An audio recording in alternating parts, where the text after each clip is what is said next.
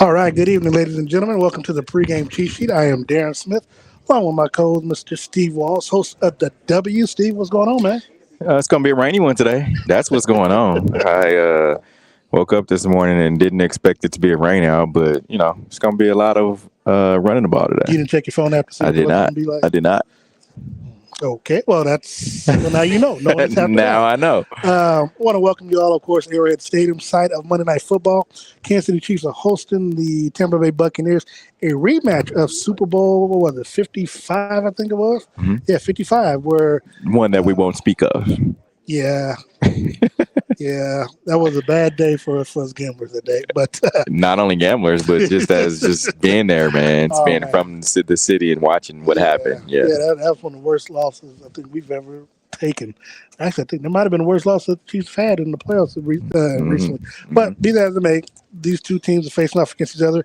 Kansas City is looking for the 8th straight win of the season. Their 14th straight win since their Christmas Day loss to the Raiders last year on Christmas. And, of course, with that, they're trying to keep within a 2-game lead ahead of their next closest competitor. I think it is the Buffalo Bills in the AFC. So, Steve, when we look at this matchup, Baker Mayfield's going to be without his top 3 wide receivers, including Mike Evans and Chris Godwin.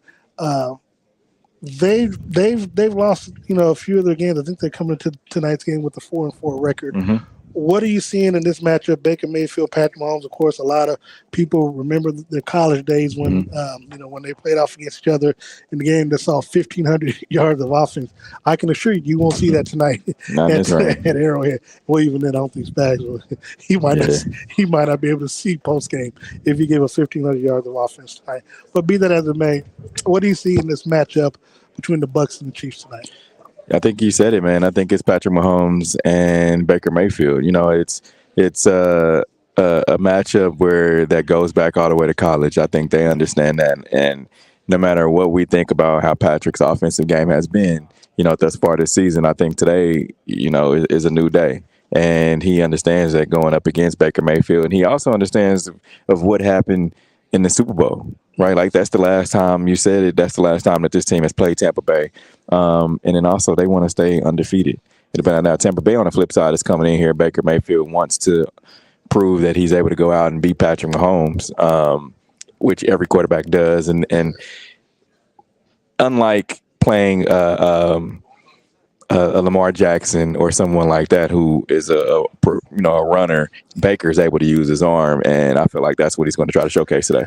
Yeah, Baker Mayfield is actually 0-2 against Kansas City in his career, both times with the Cleveland Browns. One, I think, was the opening. Well, first time they played each other, they were.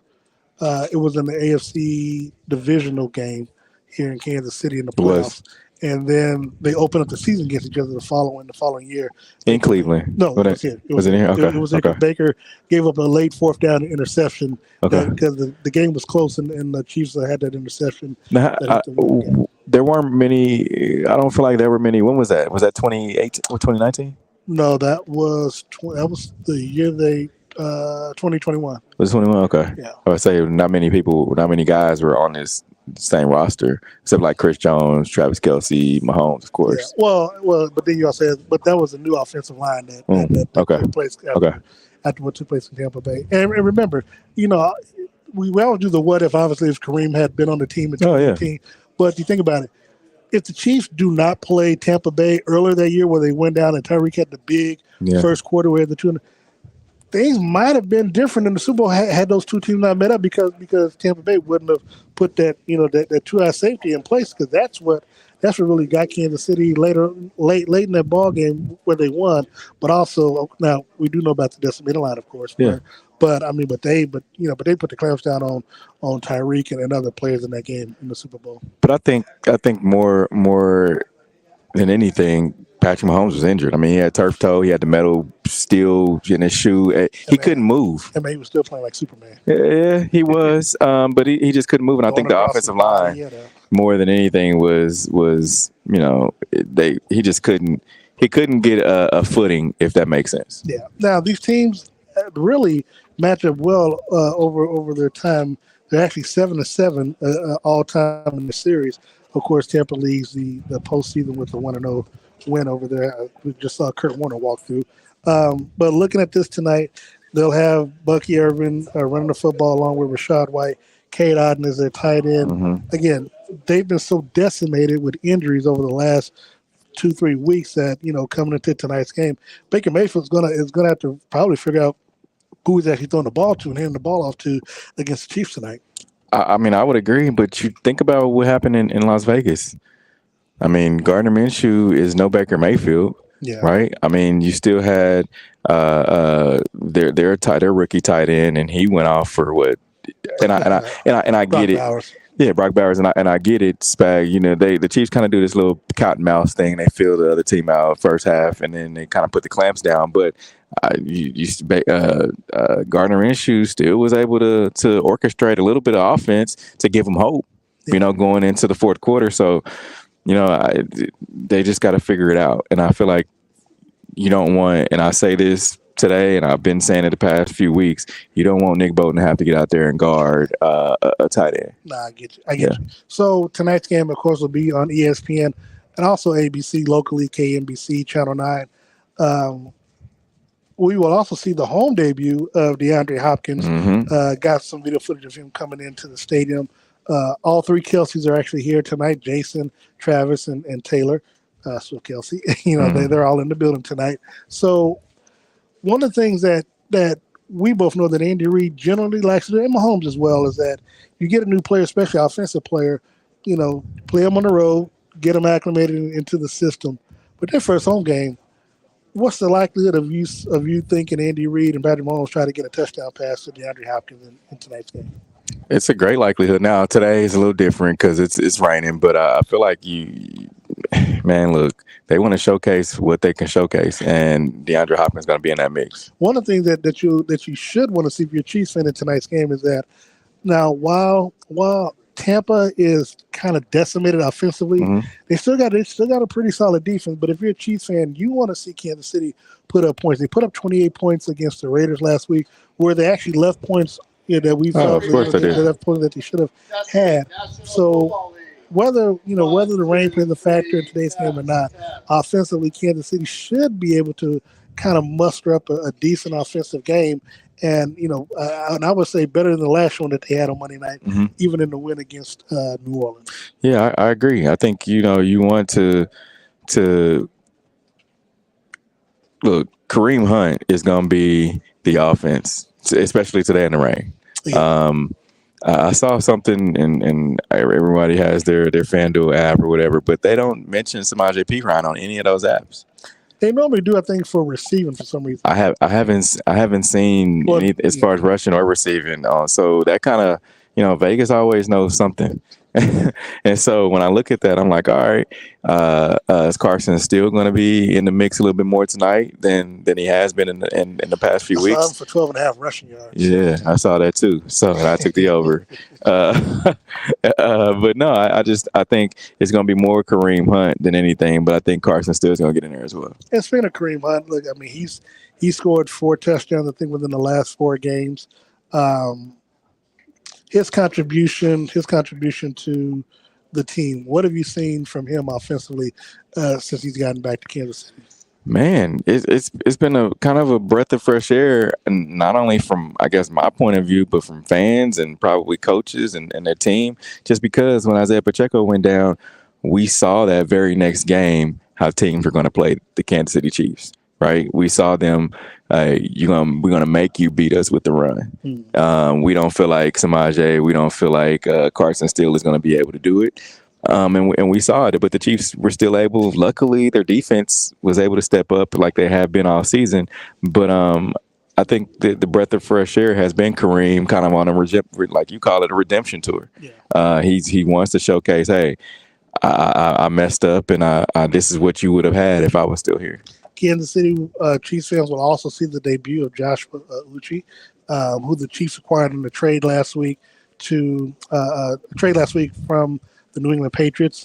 He'll get some snaps in tonight's game. Of course, he will add to the defense here in Kansas City. Will help with that pass rush. Now, people were kind of wondering if the Chiefs gave up too much, but the thing that I took away from the trade was that if Bill Belichick likes that trade and think that the Chiefs got over on the Patriots, that's a hell of a good trade Yeah. by Brett Veach. Dude has a heck of a motor, man. Like I was watching some of his his plays that his highlights, and I'm like, dude, he's able to get after the quarterback, and I'm interested to see, what you feel about his addition because to me, I think it's a great addition. Hmm. Yeah, What do you think? no, I know. I think it's superb. I mean, again, you can never have too much talent. We obviously know that the Chiefs are still going to try to make moves before tomorrow's trade deadline at Mm-hmm. 3 o'clock Mm-hmm. Central, 4 o'clock Eastern. So, I mean, there's talk with the Chiefs of maybe trying to acquire Marshawn Lattimore Mm-hmm. out of New Orleans. Like I told you, if they get him, they might as well just go ahead and give him the trophy. That would be nice. But so we've seen that Brett Veach is not one who will not try to do what it takes to improve. Now, obviously, some stuff may have been kind of forced, due to the injuries and stuff like that. But again, as I always say, by him having the talent that he has and knowing that you're still going to get Juju back, you do have an outside chance of getting Hollywood Brown at the end of the season. You're going to get Isaiah Pacheco back, before the end of this month. So, the moves that he's been able to make, bringing Juju in initially due to the injury of Hollywood, but also bringing in, trading for DeAndre Hopkins when Rashee Rice went down, and then of course bringing in Kareem Hunt as well. I mean, it's easier said than done. But I do, like bringing up the fact that when the Chiefs are going to be as healthy as they get as we head into the playoffs with the new talent that they get, that they're going to be having, and the talent that they're bringing back off of the injury list, they're going to be hard. They're going to be hard pressed to stop in the playoffs. Yeah, I mean, because it's there's no drop off. I mean, because you get DeAndre Hopkins, he comes off the field. You still have Juju out there. I mean, and Justin Watson is no slouch, right? He's quiet. He's quietly still one of the best wide receivers on this team, speed wise as well. And like you said, Xavier Worthy and hold on, but let's add, Cole Hardman has been playing well this season. Yes, on special team as well as in the offense. Yeah, so I mean, to me, you still have the speed, and you still have that physical wide receiver or the dog, and a guy like Kareem Hunt, in the backfield. The one thing we do want to send our thoughts and prayers out to Jordy Fortson. Of course, his season ended last week in Las Vegas with the fumble. It's crazy, man. With the injuries. So we do want to send him our best. For him making it through, trying to make sure that he rehabs and gets back on the team next year. And you go through. Let's see, he's been in the league 3 years? No, 4 years. No, he's been in the league since the Chiefs won their first Super Bowl. 2019. Yeah, I think he was in. I think he was there like 2018, about 2019. So 2018. Because remember, he was first a wide receiver. And then they transferred. He was converted to a tight end. And he's had an injury in every season. Yeah. And I know, like Brett Veach talked about when Kadarius Toney, he was like, "Hey, you got to get your body right and things like that." Some of the injuries for Jody Fortson weren't like his fault. No. Like an ACL tear. Yeah, you just I don't know because we know he works his tail off. Yeah. We've seen video footage of him, in the training, just working out in the gym and being here. Yeah, we've seen it. So I'm like, if put your Jody Fortson hat on. Yeah. Do you want to come back to football? Or is it like, man, I don't want to get well to have to have another injury? No, you got to. I mean, well, one, I don't know what he plans to do post football. Yeah. So, I'm pretty sure. Look, it's funny. The getting back is not hard about. I think for a player like him, it's always the rehab part.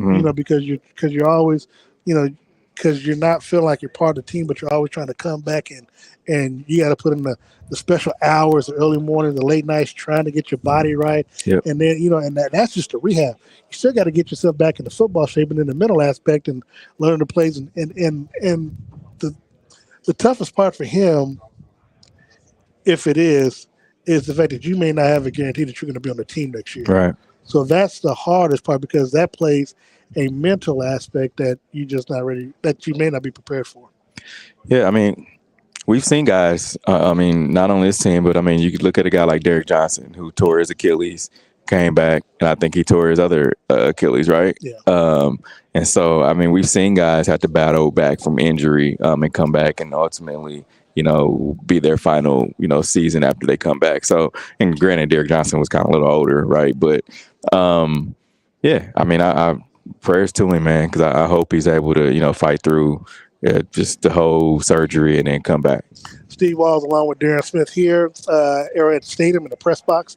Pregame Chiefs, Kansas City Chiefs hosting the Tampa Bay Buccaneers. Kickoff is at 7:50, 7:15, 7:20. 7:15. 7:15. ESPN, ABC, KNBC, ESPN2 if you want to watch Peyton Manning, the broadcast, in the Manning booth. No, thank you. Would have been ESPN8, but they decided they didn't want to hire me and Steve for, whatever reason. I guess we cost too much. But looking at tonight's game, Steve, again, the Chiefs looking to go 8-0. Andy, as always, is looking for the next great win, next great play. But Travis Kelce finally got a chance to get to the end zone last week in Las Vegas. Last 3, 4, 5 games, it seemed like Taylor Swift wasn't here. She's here tonight. I really got a feeling that, again, I think DeAndre Hopkins going to get into, I think the Chiefs at least score 21. I think DeAndre gets a touchdown. Kareem gets one because he just gets one. And I think Travis Kelce gets one tonight as well. Yeah, it's plus 125. I got him on my slip, man. I'm telling you, man. It's you can disagree with me all you want to, but I feel like a healthy Travis Kelce at the end of the season, where he doesn't have, he hasn't had those nicks and bumps and bruises that he would have had they had relied on him early on in the season, is going to be great. And I think we're at that halfway point to where it's time to turn it on. It's like, all right, come hell or high water, throw me the rock. Because he hasn't said that. Even Patrick has said, we haven't had to do that because they've been winning, so he hasn't had to, do anything like that. But I feel like when the rubber meets the road, that's who you have to have your go-to. Now we're going into week number 9, 8th game for the Chiefs. Now, you said earlier on that you think that the Chiefs are trying to low manage Kelce, so to speak. I don't want to say, don't get me wrong, low managing would be, in NBA terms, like the guy's not playing, right? So I don't want to say low managing. I'm just saying, like, you don't have to have the workload while you're out there, as I'm not going to force you the ball like I would. Now, that part I agree with, because the Chiefs have been able, Pat's been doing a good job of spreading the ball around. Let me ask you this. Do you see Mahomes building on his game last week against Las Vegas? Obviously, the week before, when we were in San Francisco, he had a decent game, but he didn't throw a touchdown pass, but he did have the touchdown run and ran the defender over. And then last week, he had 2 touchdowns. He still had an interception in the game. But overall, offensively, I think it was more of a complete game for him, than what we probably seen this season. Do you expect him to build on that, even with the weather being what it is tonight? I think so. I think he's found somewhat of a rhythm, and Mahomes is a rhythm quarterback. And I feel like the addition of DeAndre Hopkins, the addition of Kareem Hunt, has allowed him to settle in and be like, all right, we good. I ain't gotta force it. And I don't have to, force the ball downfield. But let me say that, because you bring up the word force, and the reason why I asked that, because we saw that he did make a conscious effort to get DeAndre. I think it might have been the first pass of the game, or second, on opening drive. Do you feel like now that he's had a full week of practice, that he may try to force feed him a little bit more in tonight's game? I don't want to say force feed him, because last week I feel like the force feed was, all right, you just run this 10-yard up and out, and the ball's gonna be there. Whether it's a defender on you or not, I'm still gonna throw you the ball. See, and DeAndre's like, all right, cool.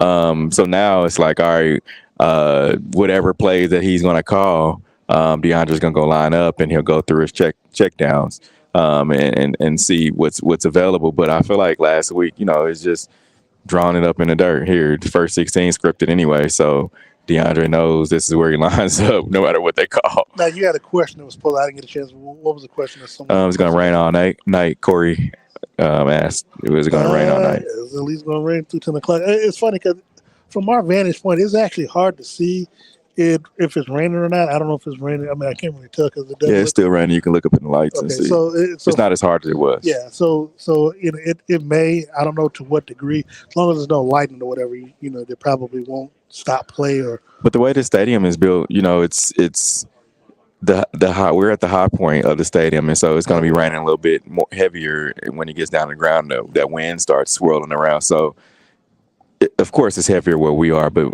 down ground level, it's probably it's not that bad. Okay. So again, we're here live at Arrowhead Stadium inside the press box. Darren Smith, along with Steve Walls, covering the Kansas City Chiefs. Of course, we'll be here next week with our pregame show at 11 a.m. since it's our first noon game in some time. Not even next week, man. It's like what, 6 days? 6 days. Yeah, 6 days from now. So make sure you tune in and join us. Also, just a quick reminder: two things. We will, even though it is election day tomorrow, we do want you to get out and vote. We will still have the red hour tomorrow night from 6:30 to 7:30. So, if you're standing in line, you can still watch us before you cast your vote. So, what time post close? 7. Post close at 7. We'll still be on the air at 7:30 to 7:30. So, let's see. I want to take a look back at tonight's matchup defensively for the Kansas City Chiefs. Well, before we get that, I do want to ask you. Last week, Wyatt Morris had some problems, had some issues going up against Max Crosby and a few. Most people in the league do. Yes. Does he play better tonight? Now, I do want to say for the fact that even though I think he might have got a flag or two for false start, Jawan Taylor held his own, did not allow any pressures from Max Crosby or anyone else on his side towards Patrick Mahomes. Speaking of which, do you see the tackles holding up well in tonight's game? I do. I mean, you don't have a force. If you look up and down this Buccaneers defensive line, you don't have a force like Max Crosby. You still got Vita though. But he's not Max Crosby. Yeah, he's not. And so I think Max is like one of those top tier dudes where he's going to command two offensive linemen, and sometimes Andy's like, hey, I'm putting you on that island, you got to go and just don't get our quarterback hurt. So I think he'll be fine. I remember Andy talked about this. What was that, about 3 or 4 weeks ago, in the Wednesday press conference. It was like, hey, some of these are going to be kind of growing pains. These guys are young, and some of it we just got to deal with. The thing is that I told you, there's not another left tackle that's walking through the door. Look, as much as I, mentioned to Brett Veach a couple weeks ago in San Francisco, I was like, Donovan Smith is still out there. It don't seem like they're bringing anyone. I mean, this is who the Chiefs are going with. It seems like from now through New Orleans, hopefully. Yeah, we thought that about the wide receivers too. Yeah, but the wide receivers, but it was injuries. Though. Yeah. That's a big difference. Because you got to remember, if Hollywood and Rasheed don't get injured, are they making any changes? Yeah, and you got to think about it this way too. Let's just say, and knock on wood, someone on the offensive line is not able to go for whatever reason. Week 8, 9, 10. I mean, if there's a free agent, trade deadline tomorrow. But if there's a free agent out there like a Donovan Smith who's not on any team, you can bring him in no matter what for a workout and just to buy you some time. So I mean, he's not on other teams, so unless he's going to sign with somebody tomorrow, I think he'll be all right. Well, we should see about that. On the defense side of football, Steve, obviously Chris Jones, George Kalafdis, they're still wreaking havoc. One would think this would be an easy night, and easy being relative because this is the NFL, but an easy night for the defensive backs. For Trent McDuffie, some of these other, and the rest of them, because you're not facing the Chris Godwin, you're not facing the Mike Evans. How do you see Spags and defensively with his defensive backs going up against his wide receiver set for the Bucs? Because Sterling Shepard is out. I think Mike Evans is out. Yep. Chris Godwin is out. Yep. So now you're stuck with a rookie. And actually, I don't know if I think Jalen McMillan might be out as well. So I don't know. We got a lot of players that are out tonight. As I was kind of assessing the game last couple weeks, and I don't know if I talked to you about it, but the absence of Jalen Watson, man, is huge.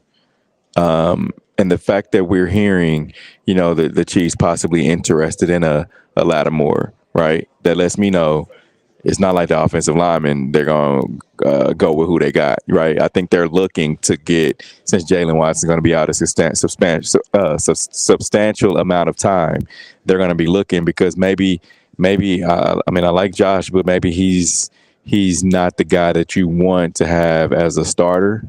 Maybe he's a guy that can play in a nickel, but not as a every down, lockdown cornerback. Because Spags will leave you on that island, Yeah. and luckily they do have Trent McDuffie out there. But since the absence of Jalen, I'm just not so sure that they're confident in what they're getting from Josh. I think the reason that they're looking at Lattimore, if not someone else, is because the Chiefs are preparing themselves for the playoff run, obviously. Yeah. But you look at the moves that other teams made. Baltimore bringing in trade for Deontay Johnson. Now you've got him along with Zay Flowers, with Mark Andrews, and Derrick Henry. So now they have a full complement. He got me 28 points in well, that's good. fantasy. But you look at it, so the Chiefs are playing chess at the moment because they're trying to make sure that they get themselves prepared. Obviously, if somehow Cincinnati makes it into the playoffs, you still got to deal with T. Higgins and Chase was it Brown or whatever, Jamar Chase, and then of course their tight end as well. And then you look at Buffalo. Buffalo, Keon Coleman. Yeah. You got Mike Gesicki. No, he's not with them. But you got their tight end, Dalton Kincaid, Knox, and then of course Amari Cooper. So I can see why they're trying to continue to build on that defense because you don't know who you're going to face in the playoffs. So you want to make sure that you're prepared in all cylinders. And of course, with the loss of Jalen Watson, it would behoove you to stack up defensively what you can, when you can, and however you can by tomorrow's deadline. Yeah, I mean, I agree. I 100% agree because you don't want to get out there and be look, the last couple of seasons, you've had some guys that are able to lock down at cornerback, and you be okay with that, right? Like now, you don't want there to be a drop off if another team is set and ready to go, like Baltimore. Chris Jones had a fumble return in the last meeting against his team. He actually has 5 sacks in his last 5 Monday Night Football games. So, what are you looking for? How many sacks does Chris Jones have thus far this season? Do you know? When was his last sack? It's been a couple games. Yeah, probably why he don't like talking to the media because he ain't that makes sense. Yeah, but I think today's his day. I mean, I feel like you've got to get after Baker Mayfield. With the field condition being with it, and if you can put pressure, which they should be able to do on this offensive line, he is willing. He's going to run the football. Yeah. So whether or not you get him behind or whatever, there's no excuse why they do not get after him and get him in the backfield tonight. And the interesting thing is, I saw like a little montage of quarterbacks that have played this Chiefs team, and you look at like a Lamar Jackson who goes off to the side on the bench and slams his helmet down. You get a Joe Burrow who goes and slams his helmet down on the sideline, and you get other quarterbacks who just are frustrated because of how this defense is and how going up against Mahomes, they're not able to get off what they want to get off. So what do you think frustrates them about playing Kansas City? Or is it the sheer fact the quarterback is trying to outduel we see Brevich over there, outduel or try to do Mahomes or something? Or is it just because what I always see, especially come playoff time, is that it always seems like when you play the Chiefs, somehow, some way mentally, you get taken out of your game plan when you face the Chiefs and you face Mahomes because you always feel like you got to go tit for tat instead of just sticking to your game plan. Which is essentially what Baltimore did when we were there last year, in January, in the AFC Championship game, where they stopped running the football after the opening drive, it looked like. I think the frustrating thing is the fact that you get at least the guys that he's played against, right? Like a few times throughout his career, like the Buffalo, like Lamar and Cincinnati, they feel like they're just as good. Like they feel like they should be, go, yard for yard with Mahomes. They honestly feel that way, and I get it. Like you're competitive, and you should feel that way. But once it doesn't go their way, it's like, man, I was this close.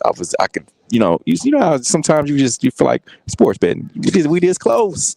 Same. Like they feel like they're this close, and it just gets frustrating. And I think that frustration, from one way or the other, a drop pass or a penalty or an incomplete pass, a turnover, I think that's at the inopportune time. That's what ends up happening, and then the game is over at that point. And here it is again. I've lost again to Patrick Mahomes. And then you got to go and listen to the media on Monday morning. Or post it right after the game. Yeah. X factor for tonight's game. I'm asking this early because I do want to talk about what we might see by the deadline tomorrow. But your X factor in tonight's game offensively first for the Chiefs. I want to hear yours first. You go first. Okay, I wasn't really ready. I know you wasn't because I ain't ready. Let's see. On offense for the Chiefs, left tackle, Wanya Morris. Okay. Seriously, I want to see what type of improvements he's had from week to week, especially after last week, because there were a couple of times where Mahomes got hit where it was just like, it was like, bro, I'm gonna need you to do a little bit better when it comes to blocking. So for me, I want to see if he can hold up, give Mahomes time, you know what I'm saying, where he can kind of, scan the field and go to his progression. So if he's able to do that, I think the Chiefs win big tonight. If he's able, because again, it's always dealing with the pressure that you get on Mahomes. And if Mahomes is always running out the backfield because the left tackle can't hold up, that's going to be a problem. So I want to see what type of improvements we've seen from last week in Vegas to tonight. So that's my X factor. Yeah, I know you weren't expecting that. I wasn't. My X factor is Patrick. Dude, you can't. No. Here's the reason why. Every week is always Patrick. No, it was last week and this week. But this week I want to see if he's able to string together 2 games. Yeah. Right? Like you did what you did last week against an opponent that you were supposed to beat. This is, Tampa Bay's coming here. It's a real question mark. Like people can kind of straddle the fence like, is Tampa Bay going to showcase what a playoff team that they are? Like, can you put up numbers on a playoff team? You're not going to be able to beat this team without scoring touchdown. With the passing touchdowns. Well, here's the thing. Even with the absence of Chris Godwin and Mike Evans, somehow, some way, Baker granted it was in a division against the Atlanta Falcons, but he still found a way to throw for almost, I think, 300 plus yards and 50 points. Hey, what was the game they had? They put up 50 points. I don't know about that, but I'm talking about just last week after the injuries. You know what I'm saying? So even without his 2 top wide receivers, he was still able to throw for 300 plus yards and 3 touchdowns. So that's still something that you can't overlook. Baker's gonna come in here thinking he can outdo you. Oh yeah, like that's just So I think Mahomes has to come out here and play a complete game and not give any turnovers. Because if you give turnovers, I think Tampa Bay will kill you, man. So I feel like you've got to go out here and show why you are still in that MVP race. And I'm gonna follow up on that. I also want to see Patrick have a good game simply because I'm getting tired of this narrative that we're seeing on TV. Like every 2 weeks ago, 3 weeks ago, Buffalo Bills were the best team in football, even though they had lost 2 games, but they were the best team in football. Then after that, it was the Baltimore Ravens. They were the best team in football, not knowing that the Chiefs beat them already. But then now Detroit's the best team in football. Like Chiefs are undefeated.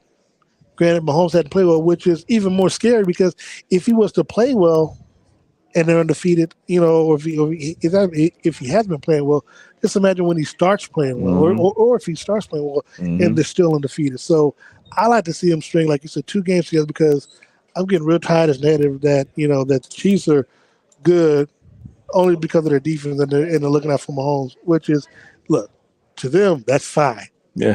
They're still undefeated, got a 2-game lead. And the one thing I keep trying to remind everybody is every time you keep talking about a team is better than Kansas City, Houston, Buffalo, you got to remember the Chiefs play them all. And, the Chiefs played Buffalo. I'm sorry, the Chiefs played Baltimore. They beat them. Season over. They beat Cincinnati. They beat the Chargers once already. Whoever else they played, of course, and New Orleans. Yeah, New Orleans. Well, New Orleans has them once. Atlanta. So and they'll play Houston. All playoff teams. Pittsburgh. They'll play Buffalo. All playoff teams. Denver as well. So and I don't know if people are. And look, I'm not a homer. Anybody knows me know I'm not a homer. I just like the team does, they're successful. Call it like we see it. If it's successful, we enjoy our trips to the Super Bowl, Steve, and I do. So, but to say that these teams are better than Kansas City and they're factually not, it gets real bothersome for me. So I like to see them put up a couple of see Patrick see, good string of games, and at least one that didn't have an interception in tonight's game. Yeah. X factor for you defensively for the Chiefs. Cornerbacks, man. I've already said it. Like you see them thinking about trying to get testing the water, trying to get another cornerback. I want to see Joshua Williams, Trent McDuffie and company actually shut down wide receivers. I mean, we see Trent. We see Trent have been doing. I mean, because if you look at turnovers. Well, that's different. Forced turnovers, yes. Because I was going to say, because we've seen the Chiefs defense where running backs have great games, except for when they play the Chiefs. Wide receiver, I think only one wide receiver that's had a good game against the Chiefs. Everyone else they've been well below their average on facing the Chiefs. Yeah. Defensively for me, I'm going to go with Chris Jones. The reason why I said it because, as you talked about, he hadn't had a sack in a couple of games. Yeah. So this is a good time. And again, we know Baker's going to run. He's going to run the football. He's going to get pressure on him. Let's see what he comes out with tonight. Again, if he's able to get pressure, and him being the CEO, he's one of those players that you get a big sack that gets the crowd involved. It gets the crowd hype, gets them excited, and it puts them in a second and long, third and long position where now you can just now you can haul off on them. So that's what I like to see. Okay. All right. That's why they play the game. All right. So with the trade deadline being tomorrow, election day deadline at 4:00 Eastern, 3:00 Central, do you see the Chiefs making any moves, even in and outside of trying to acquire Marshawn Lattimore? Yeah, I do. And do you think they get him? I don't know, man. Depends on what they have to give up. What does New Orleans need? I mean, they should be in the sell program. I mean, they fired their head coach, Dennis Allen, today. I don't think they're in their sale. Well, the crazy thing is that because they're $81 million over salary cap for next year, Derek Carr is going to get the salary cap for $51 million. Now, that's crazy. Obviously, Chiefs aren't going after him, but you got now. I'm not, you're not bringing Tyron back, but I mean, they've got to be. I mean, they've got to. They're going to have to get rid of some of the players. They just have to. Yeah, but you're not in a fire sale because you still are in the race. Like you're not. No, you're not. It's still a lot of football left. There's 10 games left. I think they're 2-7. So it's 8 games left for them. Yeah. Yeah. So even if they won, the rest would be 10-7. But that's not going to happen. Would you be willing to give up on the season at this point? Like, no, I mean, because the guys you got some older guys. I mean, Cam Jordan's not young. You got Tyron that's not young. I mean, I wouldn't be trying to sell the farm. But here's the thing. I mean, even our good friend Colin Saunders is down there. He's like, I mean, he was on Twitter yesterday, kind of just all over the place because he's never been in a situation where he's had a losing record like this. Yeah. So I mean, so he doesn't even know how to. Willie guy either. Yeah. So I mean. Yeah. I mean, I think if you can go out there and get somebody and not have to give up a lot for them, then so big. If it's going to make you better, I think you don't need anybody offensively. Defensively is where you would need, and cornerback is it. So. If you're gonna make some moves, you can, And I think if you're gonna make some moves, go after Lattimore and go get him. Get you another wide receiver, G.E.H.A. Yeah. Hopefully they ain't gotta give up nothing big for him. So is there anyone out there that you would be willing to give up something big for? If you could probably, I mean, there's, people speculating Tyreek Hill. What would you give up to bring him back? Nothing. You don't need them. You've been winning. Yeah, but bring him back. Yeah, we ain't gonna say no. You can't. Respectfully, respectfully. I think. Brad, if you can bring him back, I think you've got everything you need, man. Minus another cornerback, because that's all you lost, really. With L'Jarius Sneed, you didn't lose anything else. Yeah. I mean, think about offensively. What did they lose? I mean, you had MVS. You had Kadarius Toney. Like you ain't really lose. You ain't lose nothing. You still got your offensive line. You still got your running backs, wide receivers. You've added to that. So okay. So before we go, do you see the Chiefs trading anyone? I mean, or getting rid of anyone? Because again, we keep having a conversation that when Pacheco comes back, you're essentially going to have 4 running backs, and Yeah. then Carson still as a fullback. I don't I know. mean, I mean, Samaje maybe. I think Samaje. If you're gonna roll with Clyde,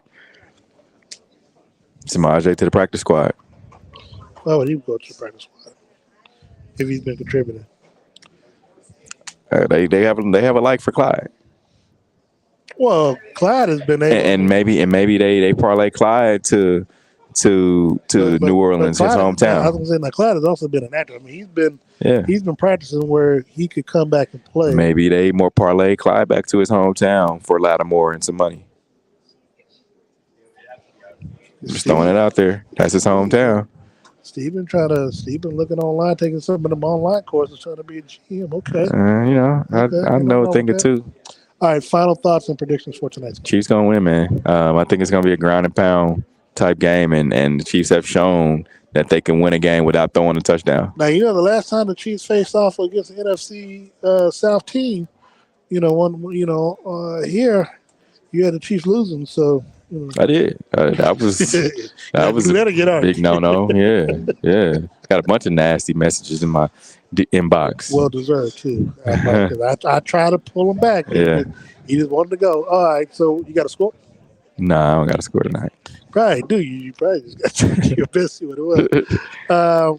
I got Chiefs winning as well. I think this is the first time the Chiefs actually win by a full 2 touchdowns. I know every time last couple of weeks they've always had a 2 touchdown lead, but then somehow, giving up a last late fourth quarter touchdown. Yeah. I think they win it. I'm going to say 31-13. I think the Chiefs win 30 by points, 18. 30 ball. I think they win by 18. So, okay. Before we get out of Steve, I'll let you. Oh, just a reminder again. We will once again be having the red hour tomorrow night, 6:30 to 7:30 on election night. We're not going to call the election or anything, but we will have this one conversation that I want to make sure we have, Steve, is with with a lot of 2-win teams. And I kind of posted this on the Sports Den on Facebook, but there has not this has been the one year that there's been a lot of terrible football being played. A lot of injuries. Yeah, but I'm saying, so we need to kind of dive in there to see whether there's injuries, lack of players playing in the preseason, or if you look at the Cowboys, players more concerned about money than trying to build a team and win and stuff like that. Because now you see kind of the repercussions of it. So that's a discussion that I want to have tomorrow night on the Red Hour. But make sure you join us 6:30 to 7:30 on the social media platforms. Follow Steve Walls at Steve Walls KC. At Darren Smith NFL. Steve, you want to thank your sponsors? First, we're going to be live tomorrow from the studio, but the following week on November 11th, so 11/11 will be for the remaining month of November, will be at Elevation Grill located in Raytown for the Red Hour. So make sure you come out, check out myself, Darren Smith, also DJ Q and Sean Tyler.